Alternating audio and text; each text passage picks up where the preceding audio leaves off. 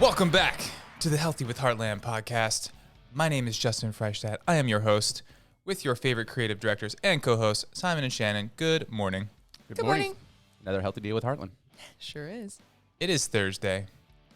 Right. I was going to say the date, but I'm not sure what day it is. I just know it's day 60, 75 hard. Boom. Getting it going, keeping it going. Getting close to the end there. We got a lot going on today. Lots to talk about: commodity supply chains, geopolitics, all kinds of crazy stuff. But before we get into that, let's do the announcements. Let's do it. Welcome back, Heartland family. Couple quick announcements for you. If you're ready for your reorder, only a couple more days left in February to take advantage of our reorder special. So you can get 2 packs of bacon, your choice, absolutely free with your reorder. And if you're not a member of our Heartland Foodie group and you're watching, go ahead and head there now. Join in for all the Heartland Foods fun. We also have the top tier mastermind posted in there. If you guys would like to join, there's a top tier mastermind which we hold every Monday at 8 p.m. You can also join into the Top Tier Human group, which we have on Facebook. We'd love to meet you there. Bring a friend, and we're looking forward to having you. So with that, let's jump into the podcast, guys. Wonderful. The masterminds have been awesome, by the way. They have. Yeah. I've been learning a lot. Last week we learned a lot about like the technology, and I thought I knew technology, but there's so much more I feel like to learn, and I'm looking to dive into that. And the good after thing about learning what we did. technology is it's going to keep going. So it's like, I forget the gentleman's name, but he mentioned that they're like, I guess Whoop or somebody is doing something in people's clothing. Oh, and they're going to be able to, you know, like have the sensors and those the kind of heart things. rate monitors, like in your clothes and stuff. Yeah, it's pretty cool. It's pretty crazy. Yeah, the ones that are, I guess, right here are more accurate. Mm-hmm. Yeah, like the straps, if you wear like the straps. So that makes sense. Yeah. So it's pretty cool. Yeah. So it's crazy to see where things are going. Where should we start today? So much to talk about. I know, so much going on in the world. Yeah. I guess let's start there. Yeah, well, waking up this morning, you know, stock market's crashing, a lot going on in Europe, but how does it affect your food and your supply chain? I'm just going to give you some stats. I mean, the inflation topic has been, it's pretty much all we're talking about. And you're feeling it as a consumer at the grocery store, at the pump. Well, I don't have good news for you. So this morning, RBOB gas up 6%, heating oil 7%, nat gas up 5%, West Texas Intermediate oil, ready for this? Up another 8% this morning to $100 a barrel. It's happening across the food commodities too. So, you know, when the cost of gas goes up, oil goes up, that means the cost of cultivation, transportation, everything else goes up. So oats, corn, wheat, soybeans, about 5% across the board on every single commodity. So it takes time for this to go down the supply chain and feel it in the grocery stores, but it's going to happen. So we just beat this like a dead horse. I mean, 3-year price lock, Heartland Foods. You know, we raise the cost of our membership to subsidize food costs for people who have invested in the membership. So the longer you wait, the more you're going to pay for the membership. And look, I mean, there's never been a better time to lock in food costs. Jeez. I mean, just keeps getting worse and worse. I feel like we just kind of keep talking about it, but it's so true. And then, you know, we were just talking about before the podcast, the compounding factor of, you know, all the things Justin just mentioned, from transportation to grain, and wow, just so many things that are going to impact. Can you jump into that? Because I mean, I think that was, you know, that's super powerful. How you're explaining, you know, like the cost of one commodity, then basically, you know, it's not just that. It's not just that 5% for, you know, transportation. It's all those things kind of. Yeah. If you're working on a farm and you have equipment that uses gas or whatever energy source it uses, if that energy source is more expensive, it costs you more to produce said commodity, which means you have to charge the transportation more, and then they have a heightened cost in their transportation because driving a truck uses oil, whatever, gas, right? So then they have to raise their prices on where it gets transported to, the store or the company that buys said product. And then this is just a trickling compounding effect to, we've got to raise prices at the store. And it takes time to get down the chain. Like when you look at the inflation data and how it's going like this, it's just getting started. And I mean, interest rates are already going up. Mortgage rates just got over 4% for the first time in a long time. I mean, that's close to a double from the bottom. And it's not slowing down the inflation at all. And that's the only lever they have to pull to slow the inflation. So, man, I'm 3 to 6 months from now, if you bought a 3-year price lock, you are going to be smiling from ear to ear. Yeah, grinning, right? Yep. It's not a good situation. It's really not. Yeah, and then you talk about food, which is you need it to live, Yeah. right? Or just the supply chain. You know, and I think consumers are seeing that when they're going to the grocery stores now anyway. Yeah. And that was just over the effects of COVID. So now we have, the current events that are happening on top of COVID. And I mean, it's like, it's almost like it's never going to stop. Where you would think, there was almost light at the end of the tunnel. Like we were going to come out of it. Oh, okay. It's almost, finished. Maybe this is going to even out. Maybe it's going to change. And then, nope. It's going to steady on the incline. Yeah. I mean, I think we've mentioned a few times, it seems like it's kind of here to stay. Yeah. Yeah. But I mean, now you think about it, like I was reading something and it said like Ukraine is the breadbasket of Europe. So like you mentioned, grain, oats, all those commodities that, they're basically being sent here. Or I think even China now basically gets all their corn from Ukraine. So it was the U.S., but now it's getting all their corn from Ukraine. So, I mean, all these things are going to have a huge impact on not just the U.S. economy, but the world economy. And that just trickles down to all consumers. So, yeah, because it's all so connected now. Yeah. I mean, this stuff moves fluidly throughout the world. And if you slow it in one place, it's got to come from another place, which means everybody pays more. People got to pick up the slack. Yeah. And, I mean, we're seeing it. We saw it through COVID, and now, it's on its way. I don't want to say through the roof, but you see it. I mean, the electric bill and the gas bill, I'm looking at it, I'm like, yeah, I didn't cook more. I mean, maybe I am cooking more 75 hours, but I'm like, the gas bill is crazy. Yeah, even so. I mean, it's just really surprising to me. Yeah. It's very surprising. No, maybe not surprising, maybe shocking. Yeah, Maybe no, it's not I mean, surprising. shocking, surprising. I mean, the same, because again, we're two people, but when you look at the gas bill, it's like, what? Like we feel like we're it's almost a family here, and we're not doing anything but cooking at home, and our water heater, I guess, is take showers and stuff like that. Yeah, like I was telling Shannon, maybe it's going to be a necessity. Cold showers. Maybe we're just going to be cold showers. You're pushing everyone into the Live Hard program. That's right. It's a necessity in order to be able to survive. Yeah, you're talking about eating primal. Hey, now it's time to start a fire. Live primal. Yeah. What's his name? It's not funny, but yeah. Liver King. Yeah. Liver King, yeah. It's kind of true, It's... what kind of things are, you're going to have to sacrifice for those necessities. That's kind of what's, crazy. Yeah. That's why I think the benefit of being able to have Heartland and knowing that, your family and yourself is going to be, secure is so important. Yeah. Yeah. What's hard to tell is how this will impact potential shortages again. Yeah. Right. Yeah, because we went through that, and it was pretty significant. I had never experienced really anything like that. I mean, in my lifetime. When you think about it, the only time we'd ever see any kind of shortages was when it snowed, because people would go and all of a sudden you'd be like, oh my gosh, everyone's out of there's no water, or there's no certain things like that. And then a couple of days later, it's all back in stock. Then we started to see the whole grocery stores with no meat and that kind of thing. Well, I think toilet paper was like the start of it. Remember? And it still boggles my mind. It still boggles my mind. And it's crazy, yeah. And then I think it kind of trickled down from there. And then when it was like meat, and it was like no one, like I saw yesterday, people are having a hard time getting like dog food and cat food. Like we don't have a pet, you know what I mean? But that's crazy. Yeah. Like, that's scary too, Yeah. Like it's very area specific, I've noticed. Like I meet with people all over different regions. Like certain areas, it's like, can't get laundry detergent. Like what? Certain places like we don't have any chicken in the store. Really? Wow. It's just weird.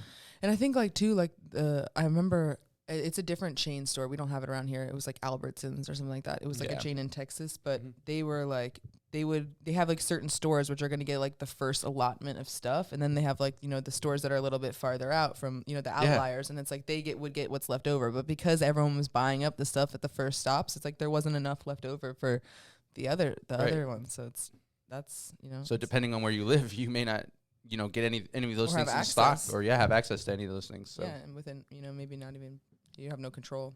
Yeah, the selection is definitely getting tighter, because when producers have issues, they eliminate SKUs, right? So they're like, okay, well, that's like why you don't see as many types of toilet paper. Those companies, like when there's a shortage or whatever, they just go down to like one product line segment to make more of it and streamline things. So it's the same thing in food right now. Like a lot of people are like, I can't get this. Like only one type of chicken on the shelf. There's only ground beef. Like I can't get this type of steak. Can't get that. And it's just like, it's getting narrower and narrower. Yeah. And you can see it. And it's almost like you get this almost apocalyptic feeling when you go into the grocery stores. You're like, what is this real? Like there's nothing on the shelves, and you get kind of nervous. But I mean, again, if you're fortunate, I've never seen people's faces light up when I'm like, well, how would you like your bavette steaks cut? Because I can get you anything you need right now. We're just unaffected by it. Yeah. We can get anything. Yep. Yeah. Except alligator. Except gator. Yeah. Sorry. Gator's still out of stock. That's a hard one. I guess everybody's, they want the gators. Gators became overly popular. Yeah. All of a sudden, suddenly. Gators and twice baked potatoes. We're still having issues on the potatoes. That's very interesting. I know those are a fan favorite too. Mm-hmm. Yeah. As long as Creekstone's still cutting beef for us, I'm happy. Thank goodness. Exactly. Yep. And I mean, and you say it's almost like a blessing for no other word. I mean, you can get any cut. We just did a beef order, and I mean, we didn't hold back. 16 ounce. I feel bad saying that to people that don't have it, but I mean, Yeah, I did a new order for a family last night, big family, and their cost per meal ended up like $3.70. Wow. I'm like, if you strategically want to build, like if you say that the reason why you don't get Heartland Foods is affordability, let's just engineer something around what you think's affordable.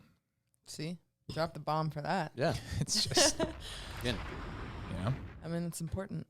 And like you said it before, Justin, too, like affordable today and affordable in the future. I think that's people are trying to plan right now because there's so much uncertainty. And, with Heartland, you kind of get that peace of mind. Yeah. Yeah. But don't ask for like $3 meal price point and then want lobster tails. Like, exactly. Come on. Let's just be realistic. Yes. Yeah. That's huge. Can't have both. But no, it's crazy. I mean, to get back to kind of what we were talking about, like how we had like that really, I feel like there was a really bad period where like the products weren't in the stores and the shelves were like super, super empty and people were having a really, really hard time. And I feel like it's gotten like a little bit better, but like Justin mentioned, it's still really rough, in certain areas. Mm-hmm. But now with everything in, kind of the daily events that's going on in the current events, like how you said it kind of takes time for it to take effect. I'm really just like interested and kind of scared, about what's going to happen, in the future and the trickle down effect from all of this. Yeah. So I hate to say that you can see it coming, but I mean, it's pretty obvious. The only lever to pull is to raise interest rates to slow inflation, which is going to tank the economy. Yeah. You might slow the inflation a little bit, but you already see it in equities. I mean, what are we down? Almost like 10% from the top here. Mm-hmm. Let's see where we open up this morning, but it's not good. Yep. The other, I mean, there is a good thing that comes from this, though. I feel like more people are looking for frozen. Like the more people are turning to bulk meats as well, like wanting to store food and have food and be the security. Yeah, having that security there so that they're not, subject to these supply chain issues. Yeah. So, I mean, that has taken, I feel like a bit of a turn as well, but in the positive, I mean, there's a lot of like negative things going on, but there is a positive, on the other side of it where I feel like, before the pandemic and before all of this, maybe people weren't necessarily even interested in where their food kind of was coming from. Didn't know why maybe even necessary. And right. I mean, I felt the same way. It's good to know that you have that there and you have some semblance of control in all the uncertainty. Yeah. Or maybe we were just super spoiled for a long time with just how good things were. Yep. Since 2008, you have a Federal Reserve that just continues to print money, artificially lowering interest rates so that we can borrow money cheaper and we could just keep this thing going. I mean, eventually it had to end. Right. So it's been so good for so long.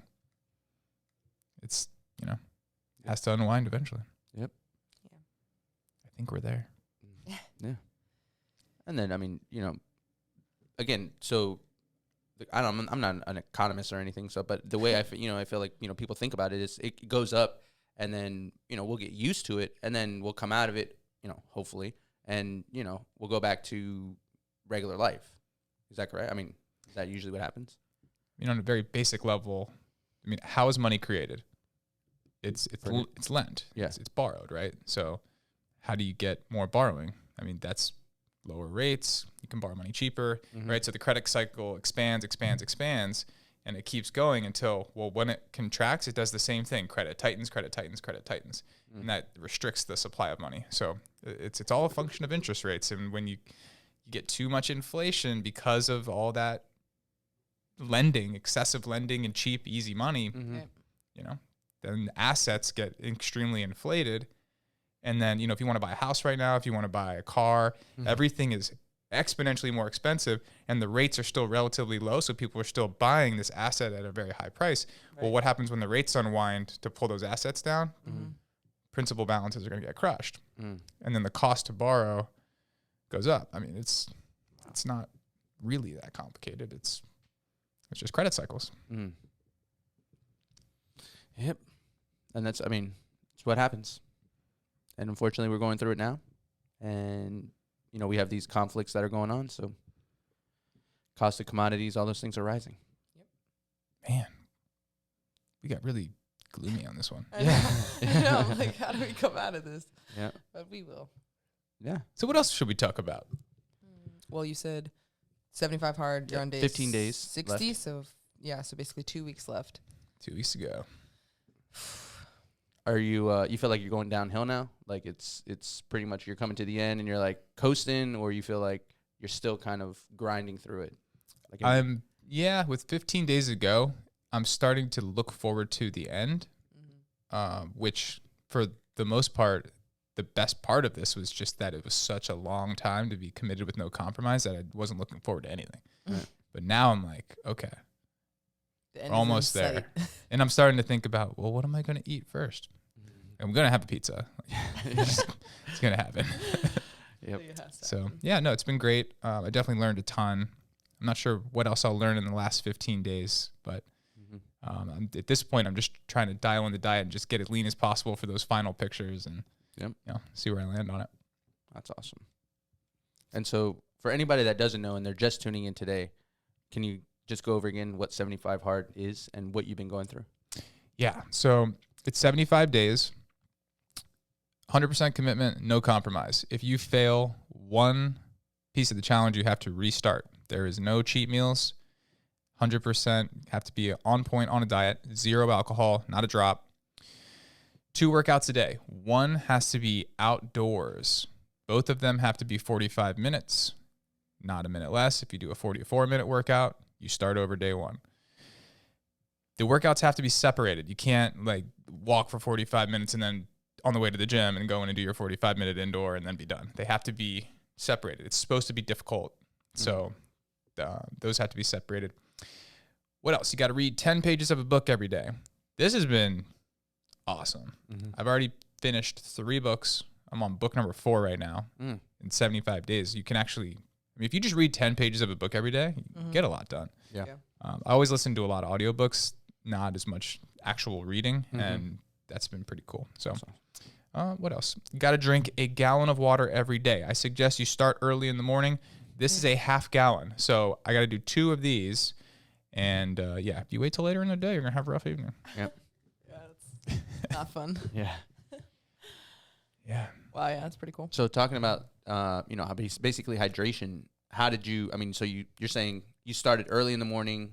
Do you drink one of those right away? Or is it like you just start drinking it throughout the day and then how do you, because I have a hard time reminding myself to drink it. Like it's literally on my desk. I always say, that's what I said. I'm like, this is like on my desk and it's right there and it's full. Like I fill it up, but then I forget to drink it. But when I get home, I feel like I fill it up 3 times when I'm at home. So I'm like, then I chug it right before I go to sleep and then I get up all night. Yeah. So it's 9 a.m. right now and I'm 40 ounces in, So the first thing I do when I wake up, I fill this up. Well, I turn the coffee maker on, fill this up, make the first cup of coffee. And then I use this to measure the water that I put my greens in and my Opti Reds. Okay, so you're incorporating that with anything that you're supplementing. Yeah. Perfect. So, I put things in the water, but all of it's measured. So if I'm not going to pour a glass of water and mix my supplements and then drink this on top of it. So it's all measured. Okay. If I make a protein shake, I use my water intake and then add the protein into it. And that counts. Yeah, it's still water. So that's kind of how I let it roll. Yeah. I've been putting that collagen in my coffee every morning, salted caramel. Ooh, Yeah. so good. And you don't need creamer. It's literally the thought of creamer that's good for you and only protein. It Genius. makes it so frothy and creamy. Oh, it's great. Delicious. Yeah. Do you have one of those little frothers? We call it a zhuzher. Oh no, that's it's like that's a little, next level. It's like a little electric like whisk. Oh, it's awesome. It's like you get it on Amazon for like $8. Actually, one of our it's customers, life changing. she pointed it out to us. Yeah, you can also do it in like a blender too. If you do it in a blender, I don't know what it is about that like high speed motion, but it makes it even like creamier and like more frothy. So you should definitely check that out. Yeah, that's another 75 hard habit break. I don't eat creamer ever again. Nice. Yeah, Yep. That's super cool. Little changes.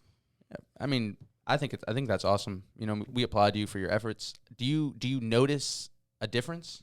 yeah, Yeah. lots of differences. Yeah. Little things like an F45 the other day. When I do burpees now, Mm-hmm. I feel like my body has no weight. I mean, like I literally can fly through burpees, and that used to be pretty difficult. Yeah. You know, those little like I don't even know what it's called, where there are certain motions that I could not do before 75 hard that I don't know if it's the reduction of inflammation. I've also been doing hot works, which has been great for flexibility. The stretching, yeah. Yeah, the hot yoga, Pilates, all these things I've never done before that I'm incorporating in. Yeah, my body just feels incredible. Yeah, see, I mean, all those little tiny like tweaks, you know, make a huge difference. And then too, just talking about like the sauna and being in the heat and getting those toxins out of your body is super important too. And then you talk about pairing that with the healthy diet and the supplements. You know, Yeah. So like, I'm not surprised. You know. That Yeah, and like I'm wearing the Fitbit, tracking everything. Played hockey the other night, burned like 800 calories just playing one hockey session. I always wondered like how much am I burning, right? Yeah. Now I know. Yeah. But I mean the cardio is just like I feel superhuman. Like it doesn't feel normal. Like I Yeah. can just keep going. Like I was on the Stairmaster the other day, just sweating like crazy, like looking at my heart rate, and the heart rate at the same level feels different. It's hard to explain. So it's like you feel more efficient. Like I could be at 160 smiling and like I could do this for hours. Like just not even feeling the burden of the cardio like I used to. That's Yeah. awesome. Yeah. Yes. And so, like, speaking of that, like playing hockey, did you notice a difference? So obviously the cardio was better, but like, were you more focused? Were you more tuned in as well? Like, did all of that kind of play a part, or was it just like the cardio aspect? I think so. I haven't been playing much, Yeah. just because the games are late at night, and I've been really focusing on sleep. Mm-hmm. I used to play like 2-3 times a week. Now I'm doing every other week at the most. Mm-hmm. And sports are kind of a frequency thing. You're only going to be as good as how often you do it. Right. You know, your hands and like the timing of things. Yep, and absolutely. all that's kind of off just because I'm not playing enough. But, Yeah. But considering other times where I would take time off, or you know, sometimes you show up and like the energy's not there. Yeah. You just feel drained, whatever. Like, I have no swings, and I can just tell that hormonally, glycogen, like all levels are just optimized. Mm-hmm. You know, That's awesome. Yep.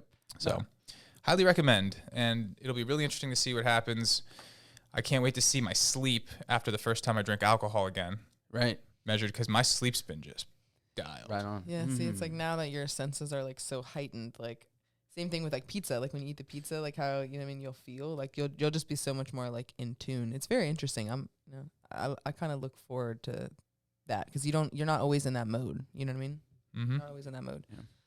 Yeah, it is nice to have no inflammation at all in your body. Yep. Yep. And what inspired you to do the 75 hard? Do you even like, where did it come from? You know, there's just different things in life where you realize that you need something, and maybe it's like at certain points it was business books or sales books, and then you master something and you know you're on to the next thing. And what I was looking for some way, like I was the person that I could never go to a social engagement and not have a beer. You know, it's like everybody's having beers. It's a Super Bowl. Right. I went to a Super Bowl party and I'm on 75 hard, and it was just a moment of a new level of control. I didn't feel any fear of missing out at all. Everyone else is drinking, eating wings and pizza, and I'm sitting there with my water, and I brought my meal prep. Like that for a lot of people, and me included, prior to 75 hard would be very emotionally stressful. Yeah. Like I would just not be able to be in the situation, or I would cave to whatever's happening in the situation. Right. So now I'm at a whole new, I accomplished what I set out to accomplish, was to take control of doing what I want to do when I want to do it, regardless of the situation surrounding it. So it's a new level of discipline, right? It's like you used to get on an airplane. It's like, what do you do on an airplane? You have a drink, like, you know? Yep. Now it's like, I don't need to do that. Now you're reading your 10 pages. Yeah.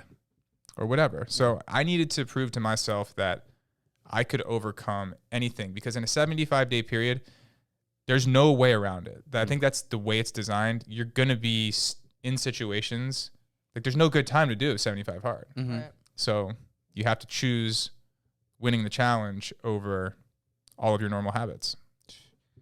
I think it's awesome, because I think, especially when you talk about self-discipline, it's like a muscle. You have to keep working it. So like you said, you were tuned into, like the sales books and those kind of things. And then, at a certain point you were like, hey, I want to do this, and re-engage that self-discipline, because if you don't, you lose it.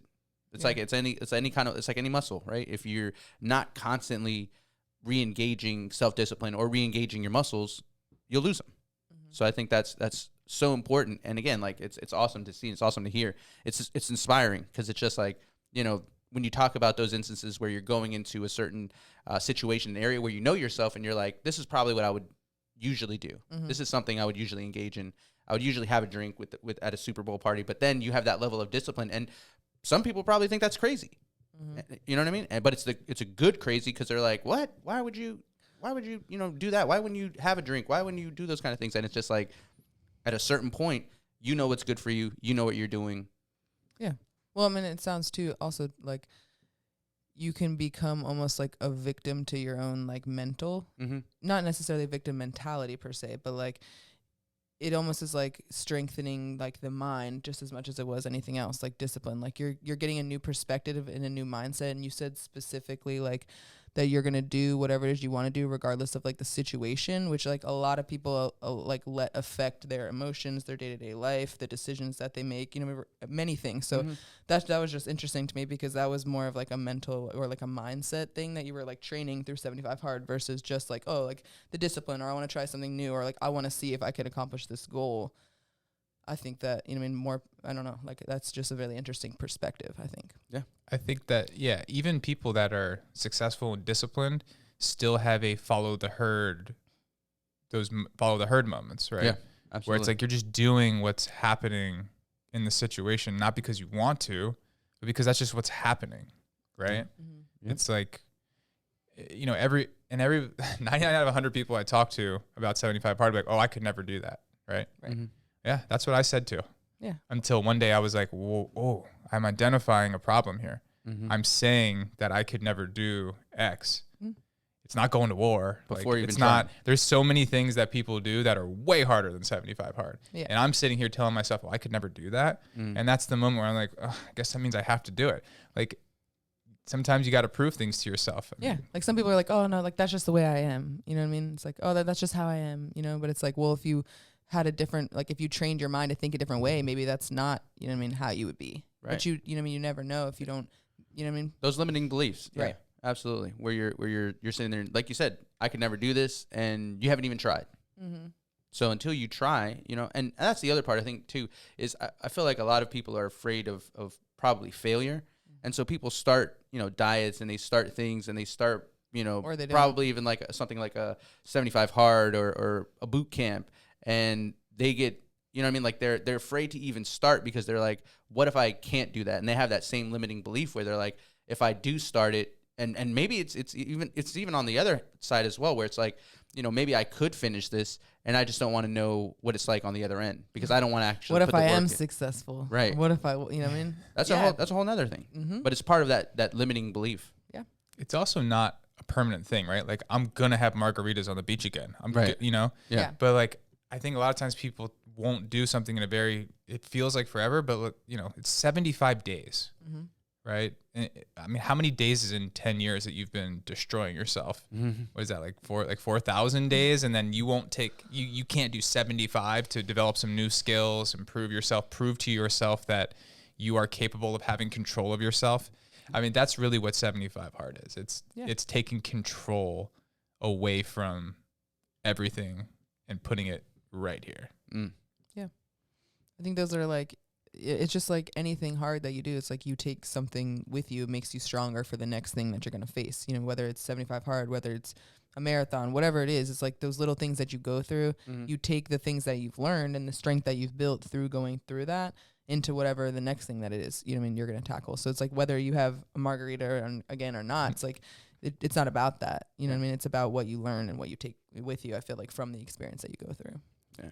Oftentimes, life will force people to learn lessons, right? Like tough situations, bad things happen, and you're forced to either break or learn these lessons. Yeah. Yep. I would rather teach myself the skills in 75 hard so I'm prepared for whatever could come my way. Yep. Yeah. And I think that's something that, as far as the US goes, that we can learn, as a nation, because it's something like, I feel like with technology and just with everything that's going on, we have become so soft.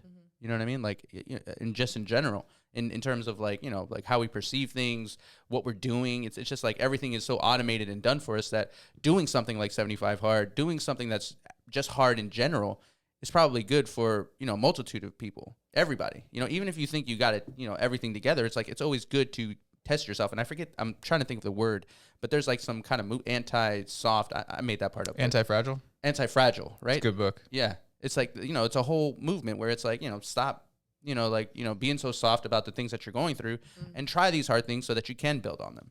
And that's exactly, that's what you're doing. Not that you even needed to do 75, but you thought in yourself, hey, you know what? There are some things I need to tweak. And you know what I mean? That's your top tier, right? Optimal. Yeah, I'm running a race against myself. It is so easy. If you want to do nothing, just compare yourself to the average. Right. Like, it's not that hard to be average or better. Mm-hmm. But if you always run a race against who you were yesterday, that's where you'll really create some separation. Yep. Deep. Yeah. No, we always go there, but it's so true. It really is. It's so true. It really is. And it's the hard things that, like everyone's like, oh, what if you just lived in utopia where everything was easy, where everything was just kind of like given to you. It was just like, oh yeah, you wouldn't, enjoy the really good things that much because you wouldn't know what to compare it to. So you do these 75 hard things and those kind of things to like really bring yourself down, like back to reality. And hey, this is hard. I can get through this. I can do this. So, it's an obstacle. Plus, it's cool to see your abs. Yeah, that too. Abs are made in the kitchen. That's right. True. Yeah. Yep. But I guess, do you think that you're going to carry through, like when 75 hard is over, like do you think that you'll continue to do like 2 workouts a day, or like do you think that you'll continue to like read the 10 pages of the book, or like some of those things, like do you think you'll feel compelled to do them? Yeah, there'll definitely be some shifts.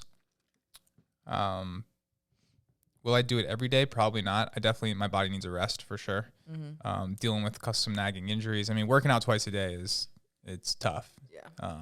So yeah, I'm looking forward to some rest, some recovery. I've always kind of scheduled out my year. This is kind of the same thing in business, sales, anything, like knowing your numbers, having a plan. I do the same thing every year. This is just an extreme version of it I eat pretty well in the spring and the fall when we're in routine, and then it's summer or it's the holidays and you're not as on. Mm-hmm. So if you have a plan for how you're going to eat all year, you'll always kind of never get too far one direction, right? Yep. So this is just going to be a new way of dialing that in. So I think I'll be in a, no drinks during the week at all, 100% meal prep. Like I'm going to do this diet perfectly when I'm in my normal routine, just because I want to feel good, right? Like I don't want to lose this feeling, but I also realize that you need to enjoy some life. So live right. Yeah. So there will be, brunch on Sunday. Like I love brunch. I love a good Bloody Mary. So when you go to brunch though, thinking about it now in 75 hard, what's the first thing you're going to? Oh, definitely getting, first of all, if you've never been to Parallel in Ashburn, they've got this ultimate Bloody Mary with a Wagyu slider on top. There's like bacon in it. It's the shrimp is hanging off. Yes. A slice of cheese and a pickle, and it's the best. That's freaking awesome. Oh, it's the best. So yeah, I'm looking forward to that. A breakfast burger with just like egg running off of it. Yeah, all of it. We used to have this burger at Matchbox called the Bloody Mary Burger. So it was like what you just described, and the burger with the fried egg and stuff on that on top. Yeah. Yep. That's what that reminded me of. But you know what doesn't change? Like even in those moments, like I know I'm going to prepare my body for it. Mm-hmm. I'm going to do extra greens that morning to prepare my gut. Mm-hmm. I'm going to take digestive enzymes with me to put on that food. So like even in the cheat meals, I'm still being strategic about it. Do you think that you would ever do 75 hard again? It's interesting because after 75 hard is live hard. Like this is just the opening phase to the Live Hard program, which is way harder. Yeah. So we'll see. I will be 100% transparent and honest that I am not mentally ready for that. That's a whole nother level. Interesting. Yeah. What's the longest amount of time do you think you could do? Like 75 hard is like, 2 months and 2 weeks. Like what's the longest amount of time do you think you could, just thinking, how far do you think? I mean, indefinitely, right? Yeah. Like that's another thing, another mindset. It's like I could do it forever. Yeah. Right. Like we could. Yeah. Doesn't mean I want to. Yeah. Yeah. So, Right. there's other things to consider in life besides being 1,000% disciplined on one thing. Yeah. It's kind of like, I mean, everything has some sort of balance. Yeah. Everyone has to find what that is. I know mine's a little more extreme than other people, but to me, it's the balance that works for me. Like I know I'm going to go eat crappy food, have a weekend, feel like garbage and be like, I want to be back on 75 hard. And I might do it again, Yeah. Maybe I will do Live Hard. I don't know. But I know that I was going to do 75 hard. The decision was made. It's getting done. Nothing's going to stop that. And then I'll reevaluate. Boom. That's awesome. Are there any other than 75 hard? Are there any other sort of things like 75 hard that you've heard of, that you've seen? Or is this like the one, like the only thing that's like out there? Because it's the first time that I've ever heard of it. Yeah. I mean, there's all kinds of plans, programs, challenges. Yeah. This is the one. Yeah. And have you, I guess, met like a lot of other people that are doing it? Because I know we talked to Farron, and she's down south, and she happened to be doing it too. But have you met other people who are doing it? Yeah, I've got a group, an Instagram group of other people that started the same time I did. It was some people I met at Mega Success, Oh, nice. and some of their friends. So it's this big group of people, and it's been like a support group. It's just been great to see everybody's progress, and nobody wants to fail on anybody else in the group. So having that camaraderie, if you're gonna do 75 hard, get an accountability buddy, even if it's somebody not doing it. If you need support, like let me know you're doing it. I'll be right there to help you along. Let me know what you're struggling with, and I'll tell you what can help. Because I will say the strategic supplementation for recovery, the type of foods you eat, there's a lot that goes into making this tolerable. Very nice. Yep. Because you're gonna be sore. It's gonna happen. Yeah. Yep. But it's that acceptance. I mean, that's awesome. And it's great that there's a community behind it as well. So if you're thinking about doing a challenge, or you're thinking, hey, I need something to really get into and do, I think, like Justin said, that 75 hard. Yep. Yeah, you can read the book, 75 Hard. There's a book. You can get the app. I use the app every day. Everything gets checklisted. Oh, I forgot. You also have to do a progress picture every day. Oh, wow. Okay. Yep. Every day. Have you gone back through and kind of like? Yeah. Oh, really? It's impressive. Yeah. Not like I'm just shocked at what the transformation has been. And I'm also kind of shocked, but not really, at where I started, because I do the same thing every year. Like I know, like, it's the mental recharge, holidays, Thanksgiving through Christmas. Like I'm not going to be on plan. And it's just incredible how soft and like skinny fat I got at the end of the year. And then December 27th was day one. And I kind of wanted to do it not on January 1st because I just have to be different. And I wanted that to be my first test. Like New Year's Eve, no alcohol, right? Yeah. So I started on the 27th, a week, tried to get ahead of everybody because, that's just kind of how I am. And yeah, the transformation's been pretty cool. Like I had like a little round, like I was definitely like soft. And now it's like, there's definitely more muscle and I'm very lean. Yeah. I was at 179 the day I started, and I'm 168 this morning. But I'm trying not to lose weight. I'm trying to redistribute it. Yeah. But a lot of that probably was, like you said, like after coming out of like the holidays and stuff, it was probably a little bit of inflammation. Oh, the first 2 weeks was like a lot. Yeah.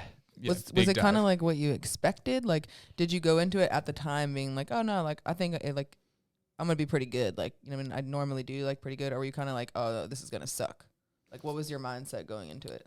The hardest part is just the workload, because with Heartland, some of these are 14, 16-hour days. Yeah. But I have coaching clients that start at 6 a.m. on Zoom.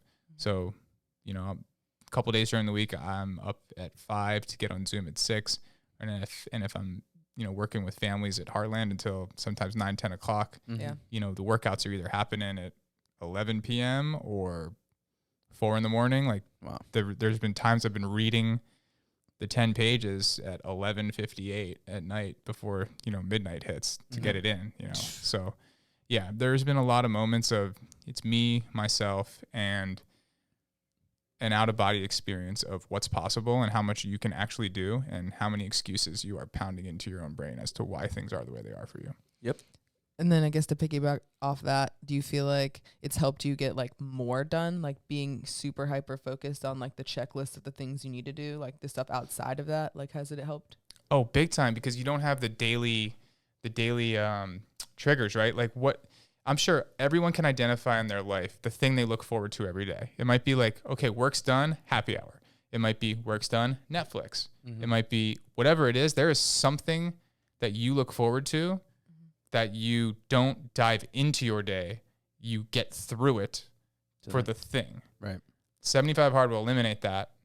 And I'm not looking, like, I haven't turned on Netflix. Like, no, I go read my book, or I have to go do the other workout. Like, I'm living in a positive, perpetual state of there's no time for anything else. Yeah. Right. And that's what I think is the most important and the best part about this challenge that you're talking about, is that it incorporates, because a lot of things that you see, and of course, when I was meaning, are there any other challenges? There's other ones that, are specific to diet or Like specific to physical workout. right. But this one incorporates almost all aspects of health, where it's like not only that's what gets me. It's like the reading the book part, right? Like you said, you could listen to podcasts and those kind of things, but this is forcing you to not only do listen to those podcasts, but like read the book, and then on top of that, live the healthy lifestyle, and then on top of that, like eat right, and then like it's all encompassing, which is why I find it so intriguing, because I'm like, it's not just the exercise, it's not just the diet, it does everything for you. I'm sure that like the sleep, that everything. went into it. Yeah.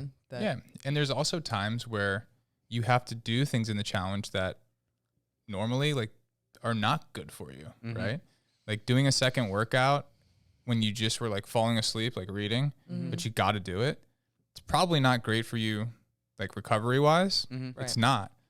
But I think it's kind of the point. Like you have to go through what it's like to do that anyways. Yep. Like, what is it like to work out when you are exhausted and you do it anyways? Yeah. Right. That's so what now what? Yeah. There it is. And I just keep thinking to myself, I'm like, yeah, like I really need a rest day, but do I? Because you'll never run an ultra marathon. You'll never do a bad water. You'll never do anything that all these incredible people have achieved, things that are 10 times harder if you quit when you're tired or you need some recovery. So, yeah, it just rewires your capabilities.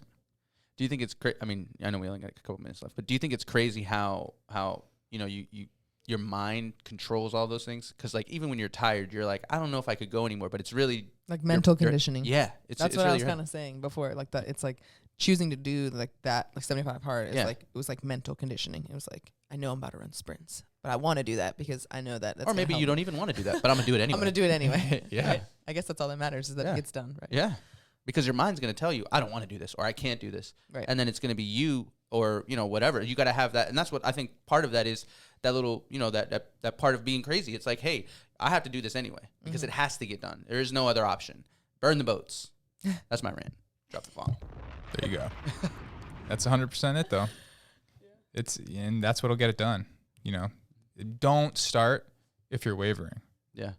Like if you can't make the decision to finish it before you start, I wouldn't start. Yeah. Be honest. Like that's why I went years of wanting to do something like this and knowing about it and not doing it. I wasn't ready. And it's okay to not be ready, but it's not okay to pretend like you're ready, start things and perpetuate failure. Yep. It's not good.